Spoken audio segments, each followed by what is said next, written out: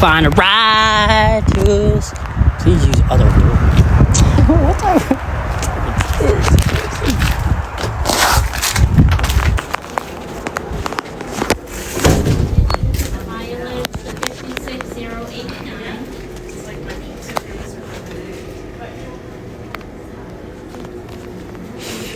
Just got the registration taxes.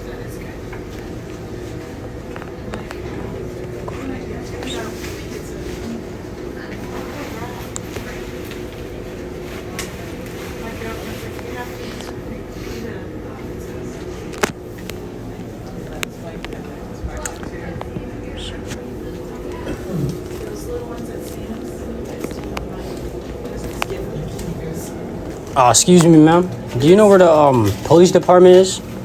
Yes, it's over there, sir. Is it the other building? They have to get out of this building to go to the other building? Yes, you have to go out and around. All right.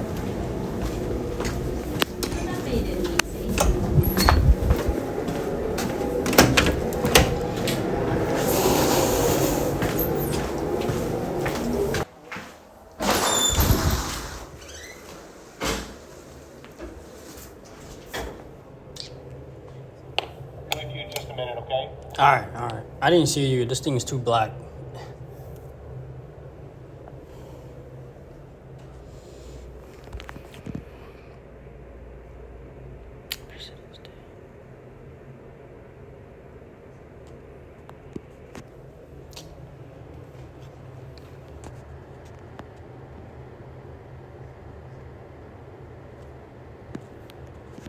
I'm doing a ride along with one of my officers. Turn it to you. What's her name? Drake. Officer Drake. You guys met him a while back. I was doing a little film and I didn't know they've already met me. No, we met.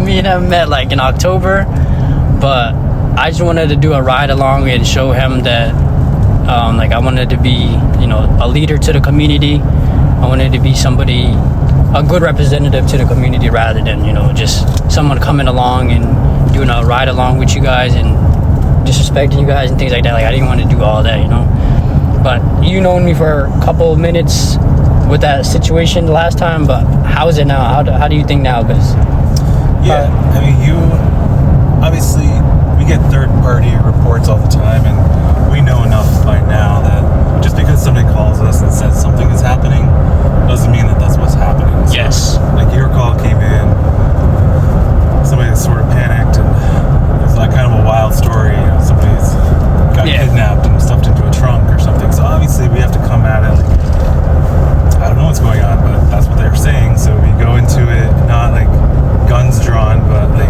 we're kind of ready for anything. And can you say that again? No, you were good at complying right away and not like further escalating it. Because when I make contact with you, you have a choice as well. You can either continue to escalate things or reassure me and bring me down so that I can de-escalate. Yeah. All my interaction with cops been very well and very respectful. I've learned that through my parents. I learned that through interacting with people to be respectful, at least lower my volume and lower the way I talk to people. And I learned that throughout time though. It's just not when I leave the house. I learned that with like my teachers, social workers around me, people who see me every day and stuff like that. Yeah. I mean, you guys were cool and you didn't get in trouble and you didn't get tickets and we were able to talk it through. Yes.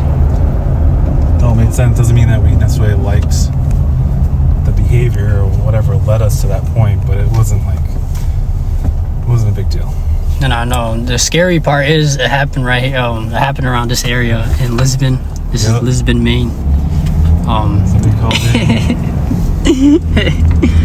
No, but the people around here, I will say, they're very nosy, comfortable calling us about everything. So, or you're telling me about you gave ride-alongs to students? Yeah, I mean, one of the reasons I'm kind of chill with young folks like yourself is I spent several years working for the University of Maine. Yes. Police sergeant, and students come obviously to college from all over the world. Yes. We had people from literally all over the world, and they all have different assumptions about police. I I can't take responsibility. I have no idea what the police force is like, where they come from, their country. But often it was a negative experience. So I'd be like, we got nothing to hide. Like, hop in. I'll show you around. I'll show you what we do. I'll show you why we do it. And some people would be so interested. And obviously we create partnerships that were really great on campus, but I had a couple people that actually became like part-time police officers because of it too. Where they were able to give back to their community.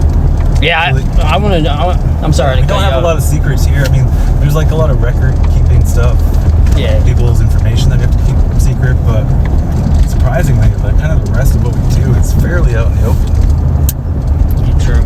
Would you ever be interested in?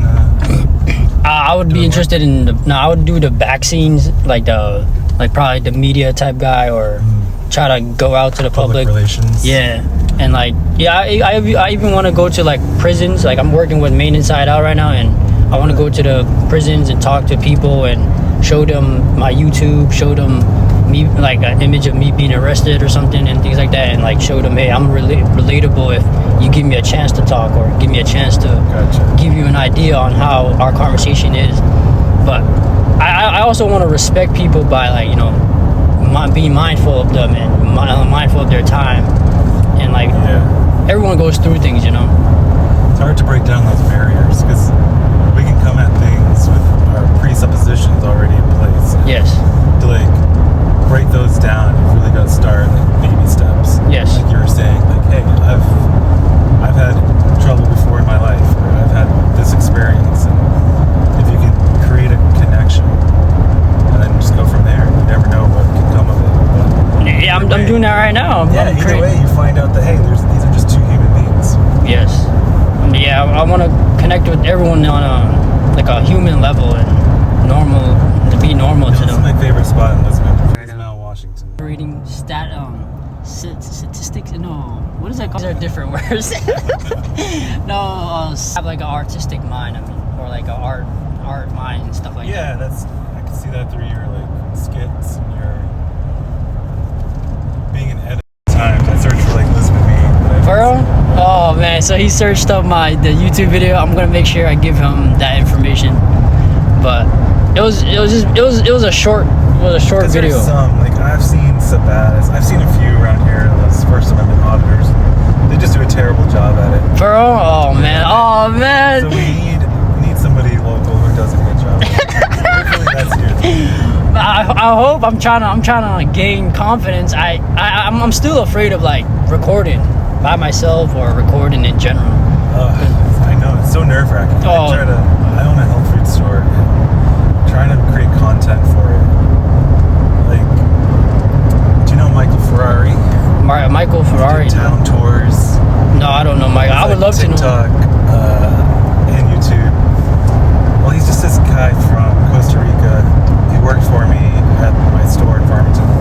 But he was just fearless. He would stand in front of, he'd have a microphone and a camera set up on a tripod, and he'd just go around doing town tours. He'd be like, oh, let's go check out the city of Lewiston, and he would try to find some landmarks or whatever, and then interview random people on the street.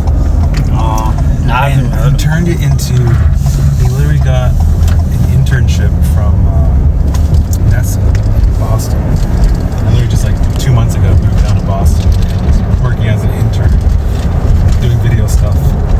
But it took like years. That's why I was saying you just gotta keep at it. Yeah, oh man, I've been doing this for almost 9 years, and I finally first got my like 20K views, like my first blow up video.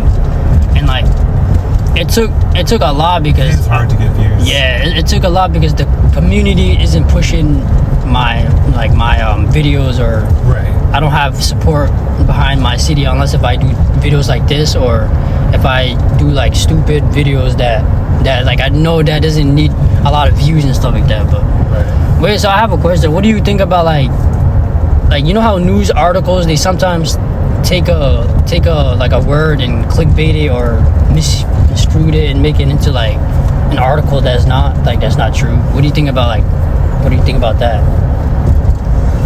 Well, like you were saying, you're trying to get views on your channel, so I can understand why they do it, because you're literally just trying to get clicks. Yeah. So there's a lot of the incentive structure is all wrong. The incentive structure is for them to be sensational and maybe not hold to the truth. I can remember it's one of the weirdest things when I first got into law enforcement, and I would see like a call that I went on being written about in the paper, and I'd read the paper, and it'd be like two separate instances. I was like, I was there, and like what they wrote, what they told the public. There are a lot of articles about Lewiston and in the comments and like how people react and stuff like that. So it messes with my mind. I'm like, a lot of the shooting that's really happening around town, like I don't see it every day or by the hour. So like I tell them, hey, this is not really happening. It's just it's just what the article is telling you that's misleading and stuff I like know that. somebody outside of Lewiston would be like, wouldn't even dare to drive through. Yeah. They're like, they're gonna get shot, right? Yes. And you're like, dude, it's not like that. Like, and it's always like people that are shooting, they like know each other. It's not like random. Oh yeah, that's what I'm trying to say. They're fighting, they're feuding, they're whatever. Like they know what they're doing, and it's targeted at each other. Yes. It's not like just random people. Nah, I know what you mean. Cause like I read a lot of I have a Facebook account and things like that, and I read all of the mean comments, the racist comments. They're not really racist. They just dislike that person at that time. Like I don't know. I hate articles. I don't know. That's why I asked about like the news articles and how it could be misleading and stuff like that. Do you think like it's okay for news articles to do like false reporting and things like that, because it's not really transparent? No, I mean I hate it. I hate this. I like just the facts. Yeah. But unfortunately, the world we live in, people get bored easily. It's hard to hold people's attention. True. But we're about to head back, guys. I appreciate Officer Drake. I appreciate Officer Drake and the police station for allowing me to come in, be myself and things like that. But if you guys want to reach out to the department and let them know how our interaction was and how he's treated me, please let him know. I appreciate it. Thank you, Officer Drake. You got it, buddy. Good time.